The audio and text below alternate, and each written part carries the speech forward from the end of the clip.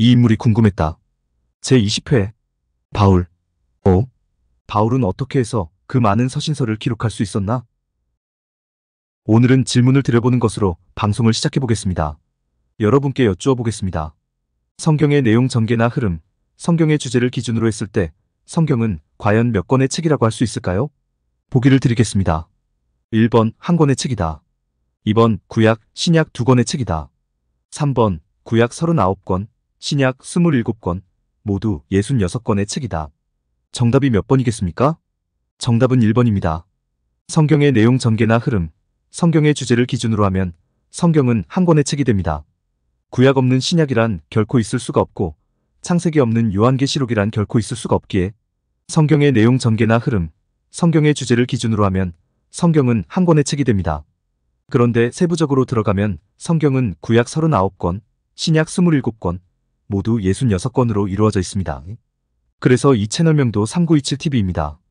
여기서 질문입니다. 예언서는 구약에 속해 있을까요? 신약에 속해 있을까요? 예언서는 구약에 속해 있습니다. 그럼 서신서는 구약에 속해 있을까요? 신약에 속해 있을까요? 서신서는 신약에 속해 있습니다. 아마 제가 드린 이 질문에 조금 기분이 상하신 분이 계실지도 모르겠습니다. 이 양반이 청취자를 너무 무시하는 것 아니야? 너무 깔보는 것 아니야? 설마 우리가 그 정도도 모를까봐 그렇게 쉬운 문제로 우리를 시험하려고 들어? 이렇게 생각하시면서 자존심이 조금 상한 분이 계실지도 모르겠습니다. 그래서 이번에는 여러분들의 자존심을 세워드리기 위해 조금 난이도가 높은 질문을 드려보겠습니다. 신약은 모두 27권으로 되어 있다고 말씀드렸습니다. 그럼 27권 중에 서신서는 모두 몇 권으로 이루어져 있을까요? 정답을 찾으셨습니까?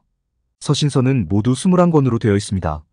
27권에서 복음서 4권, 사도행전 1권, 요한계시록 1권 등 6권을 빼면 서신서는 모두 21권이 됩니다. 다시 또 질문입니다. 서신서 21권 중에서 바울이 쓴 서신서는 모두 몇 권이나 될까요? 정답을 찾으셨습니까? 바울 서신은 모두 13권입니다. 물론 어떤 분은 히브리서의 저자가 바울이라고 주장하기도 합니다. 그 경우 바울 서신은 모두 14권이 되겠지만 히브리서의 저자가 바울이라는 증거가 아직까지는 명확하게 제시되지 않았기에 일반적으로 바울 서신은 모두 13권이라고 하고 있습니다. 그런데 중요한 것은 바울이 몇 권의 서신서를 기록했느냐가 아닙니다. 중요한 것은 바울이 그렇게 많은 서신서를 기록한 목적이 무엇이냐는 것입니다. 그리고 어찌해서 바울이 그렇게 많은 서신서를 기록할 수 있었느냐는 것입니다. 베드로를 비롯한 다른 사도들의 서신서는 그렇게 많지 않습니다. 서신서 21권 중에 바울이 쓴 게 13권으로 압도적으로 많습니다. 그 이유가 무엇이냐는 것입니다. 우선 바울이 서신서를 기록한 목적에 대해 살펴보도록 하겠습니다. 그 목적이 성경 곳곳에서 발견됩니다. 로마서 1장 7절 하나님 우리 아버지와 주 예수 그리스도로부터 은혜와 평강이 있기를 원하노라라고 기록하고 있고 고린도전서 1장 3절 하나님 우리 아버지와 주 예수 그리스도로부터 은혜와 평강이 있기를 원하노라라고 기록하고 있고 고린도후서 1장 2절 하나님 우리 아버지와 주 예수 그리스도로부터 은혜와 평강이 있기를 원하노라라고 기록하고 있습니다.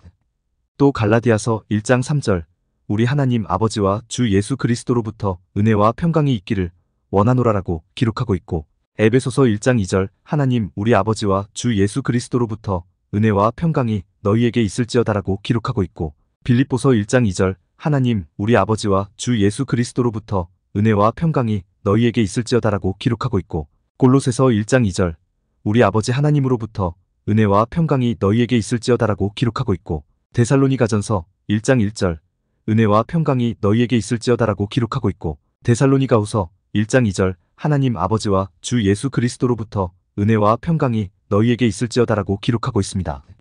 또 디모데전서 1장 2절 하나님 아버지와 그리스도 예수 우리 주께로부터 은혜와 긍휼과 평강이 내게 있을지어다라고 기록하고 있고 디모데후서 1장 2절 하나님 아버지와 그리스도 예수 우리 주께로부터 은혜와 긍휼과 평강이 내게 있을지어다라고 기록하고 있고 디도서 1장 4절 하나님 아버지와 그리스도 예수 우리 구주로부터 은혜와 평강이 내게 있을지어다라고 기록하고 있고 빌레몬서 1장 3절 하나님 우리 아버지와 주 예수 그리스도로부터 은혜와 평강이 너희에게 있을지어다라고 기록하고 있습니다.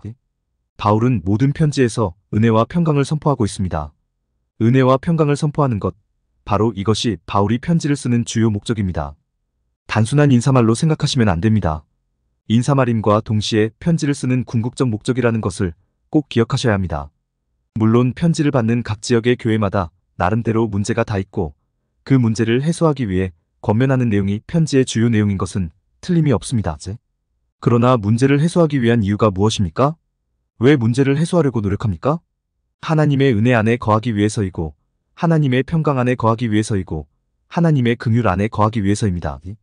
즉 바울이 각 지역에 있는 성도와 교회에 편지를 쓰는 근본적인 목적은 성도들이 하나님의 풍성한 은혜와 평강과 긍휼 안에 거하도록 하는 것이고 그것을 선포하는 것입니다. 부활하신 예수님께서 제자들 혹은 사람들에게 처음 하신 말씀이 무엇입니까? 마태복음 28장 9절 예수께서 그들을 만나 이르시되 평안하냐 하시거늘 여자들이 나아가 그 발을 붙잡고 경배하니라고 기록하고 있고 누가복음 24장 36절 이 말을 할 때에 예수께서 친히 그들 가운데 서서 이르시되 너희에게 평강이 있을지어다라고 기록하고 있습니다. 또 요한복음 20장 19절 이날 곧 안식 후 첫날 저녁 때에 제자들이 유대인들을 두려워하여 모인 곳의 문들을 닫았더니 예수께서 오사 가운데 서서 이르시되 너희에게 평강이 있을지어다라고 기록하고 있습니다. 부활하신 예수님께서 하셨던 첫 말씀도 평안하냐? 혹은 평안이 있을지어다였습니다. 이것이 기독교입니다. 부활하신 예수님의 말씀대로 평안을 주는 종교, 이것이 기독교입니다. 바울이 모든 서신서에서 언급한 은혜와 평강과 긍휼을 주는 종교, 이것이 기독교입니다.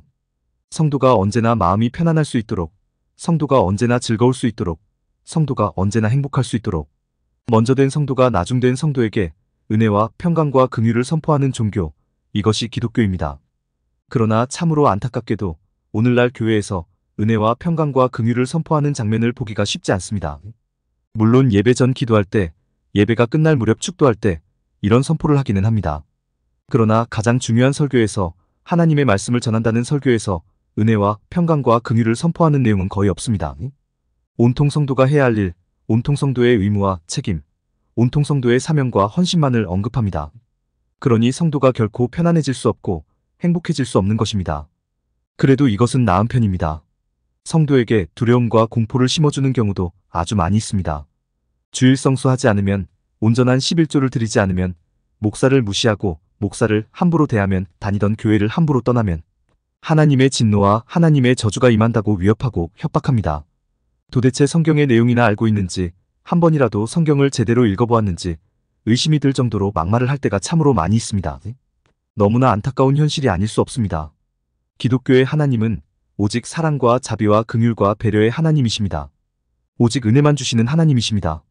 오직 평안만 주시는 하나님이십니다. 절대로 저주하지 않습니다. 절대로 징계하지 않습니다. 성경의 모든 내용이 이것을 증거하고 있습니다. 이런 하나님 믿으시고 의지하시는 가운데 이런 하나님과 더불어 기쁘고 즐겁고 자유롭고 행복하게 살아가시기를 간절히 소망합니다. 한 가지 문제만 더 풀어보도록 하겠습니다. 그 문제는 어찌해서 바울이 그렇게 많은 서신서를 기록할 수 있었느냐는 것입니다. 베드로를 비롯한 예수님의 직속 제자들이 기록한 서신서에 비해 바울이 쓴 서신서가 압도적으로 많습니다. 어떻게 해서 이런 일이 가능할 수 있었느냐는 것입니다. 바울이 다른 제자들에 비해 유난히 똑똑해서입니까? 바울이 다른 제자들에 비해 훨씬 더 많은 사명감이 불타올랐기 때문입니까? 바울이 다른 제자들에 비해 유난히 글재주가 좋았기 때문입니까? 바울이 다른 제자들에 비해 하나님의 은혜를 더 많이 받았기 때문입니까? 그렇지 않습니다. 바울이 많은 서신서를 기록한 이유는 예수님의 직속 제자라고 할 수 있는 다른 사도들과의 관계 때문입니다. 베드로를 비롯한 예수님의 제자들은 바울을 별로 달가워하지 않았습니다. 바울의 과거 행적 때문이기도 했고 바울이 스스로를 사도라 칭하고 스스로를 그리스도의 종이라고 칭했기 때문이었습니다. 배타적 사도 공동체를 형성한 제자들에게 바울이 결코 예쁘게 보일 리가 없었던 것입니다. 그런데 배타적 사도 공동체를 형성한 제자들은 예루살렘의 굳세게 터를 잡고 있습니다. 예루살렘에서 터를 잡고 온 이스라엘을 관리, 감독하고 있습니다. 한마디로 이스라엘 내에 바울이 비집고 들어갈 틈이 없는 것입니다. 제자들로부터 소외를 당하는 바울이 이스라엘 내에 머물며 복음을 전할 수 있는 여지가 없었던 것입니다. 그런데 바울은 복음을 전하지 않고서는 견딜 수가 없는 사람이었습니다. 헬라인이나 야만인이나 지혜 있는 자나 어리석은 자에게 다 내가 빚진 자라라고 고백하는 바울이 다메섹 도상에서 들었던 예수님의 말씀, 그 말씀을 통해 깨달은 그리스도의 복음을 전하지 않고서는 배길 수가 없었던 것입니다. 그래서 바울은 이스라엘을 과감히 떠납니다. 이스라엘을 떠나 소아시아 지역을 떠돌며 복음을 전하고 교회를 개척합니다. 다시 이스라엘을 떠나 그리스 지역을 떠돌며 복음을 전하고 교회를 개척합니다. 다시 이스라엘을 떠나 로마로 가서 복음을 전하고 교회를 개척합니다. 이렇게 3번의 선교 여행을 다니면서 수많은 교회를 개척합니다. 그런데 바울이 개척한 교회가 언제나 형통하겠습니까? 이런저런 문제가 수시로 터져 나오겠습니까? 이런저런 문제가 수시로 터져 나옵니다. 그런 문제들이 터져 나올 때마다 바울은 편지를 썼던 것입니다. 교회의 문제를 해결하기 위해 바울은 편지를 썼던 것입니다. 그 편지들이 성경의 기록으로 들어가게 된 것이고, 그래서 바울이 예루살렘에 머물러 있던 제자들보다 훨씬 더 많은 서신서를 남길 수 있었던 것입니다. 바로 이 지점에서 우리가 잊지 말아야 하는 것이 언제나 선용하시는 하나님입니다. 제자들도 성령 세례를 받아 성도가 되었고, 바울도 성령 세례를 받아 성도가 되었지만 제자들은 바울을 배척했습니다. 여쭈어 보겠습니다. 하나님은 제자들이 이럴 거라는 것을 아셨을까요? 모르셨을까요? 아셨습니다. 하나님은 다 알고 계셨습니다. 그 증거가 사도행전 9장 15절, 이 사람은 내 이름을 이방인과 임금들과 이스라엘 자손들에게 전하기 위하여 택한 나의 그릇이라라는 예수님의 말씀입니다. 즉 하나님은 배척당한 바울을 그냥 방치하지 않으시고 오히려 선용하셔서 이방 땅에 복음을 전하는 자로, 가장 많은 성경의 기록을 남긴 자로 우뚝 세우셨던 것입니다. 참으로 놀라운 하나님의 역사가 아닐 수 없습니다. 공감이 되었다면 구독과 좋아요, 알림 설정 부탁드립니다. 하나님의 말씀을 바르게 전하는데 큰 도움이 될 것입니다. 평등하고 공정하며 정의롭고 행복한 세상을 이루는데 큰 도움이 될 것입니다.